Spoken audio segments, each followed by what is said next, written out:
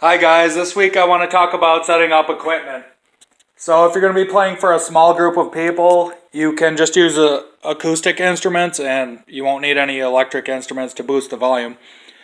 But if you're playing for a really noisy crowd or a big room or a big group of people, you're going to want some electronics to boost it. Or if you're even recording, you're going to need at least microphones to put it into electronic.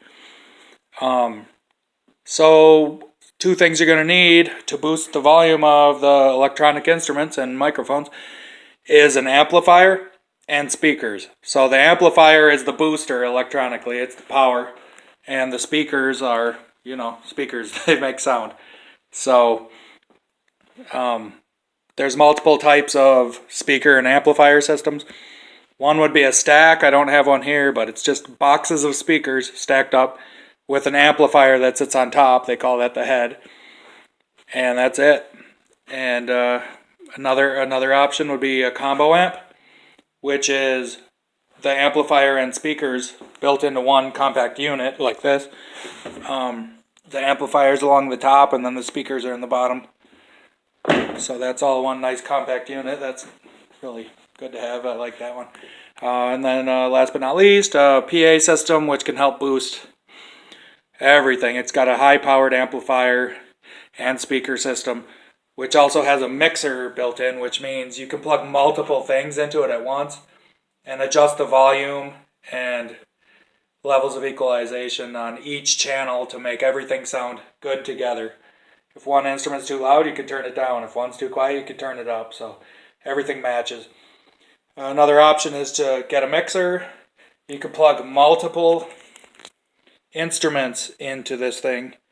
This one can do 4. There's other bigger mixers that can do a lot more channels.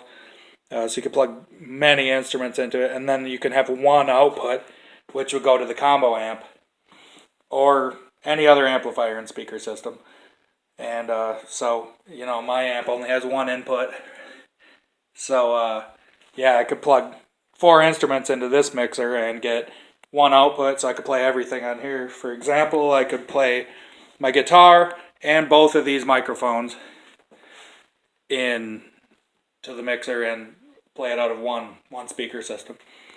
So, but one thing you want to look out for when you're using any amplifier is clipping, which is most amplifiers have at least 2 amplifiers built in. It's a 2 stages or more, maybe 3. So if any stage is overdriven, it can make distortion. Here's an example on my board. The first one has a smaller signal going in, and the output can be an exact copy but bigger. But on the second one, the signal's a lot bigger, and it can't, this amplifier can't output that much power. Each stage can only go so loud. So this one has some flat tops and bottoms because it's clipping, which means it's trying to put in an input signal that can't be duplicated from the output signal even louder because the output can't go that loud. So it just gets clipped off on top and bottom, so it doesn't sound very good. It causes distortion. So it'll sound really muddy. It'll sound really grungy and crunchy. So another thing you want to look out for is feedback, which is when the signal going into the microphone is louder coming from the speakers than it is coming from your mouth. So here's an example I'll show you. I'll just put the microphone near the speaker. You want to keep the microphones pointed away from the speakers. If you can, you want to put the speakers in front of the microphones, playing towards the crowd. You do not want the sound from the speakers coming to the microphone. So the further you can keep the speakers from the microphones is good, and if you can aim them away from the microphones, that is good too. So otherwise you get feedback. Same thing with the instruments. If you put them too close to a speaker, the speaker can shake the strings and stuff louder than you're even playing them, so it'll just put out even louder and louder sounds and just mess it all up. One other thing I recommend when you have an amplified system or a mixer, when you have multiple instruments, especially if some of the instrumentalists play extra loud, or if the vocalist sings extra loud, or if anybody sings multiple different volumes and they're trying to sing one volume, but you got some really loud notes and some other parts that are really quiet and you don't want that, you want everybody to kind of blend together, then you might want to use compression, which is when the notes are quieter, it amplifies it normally.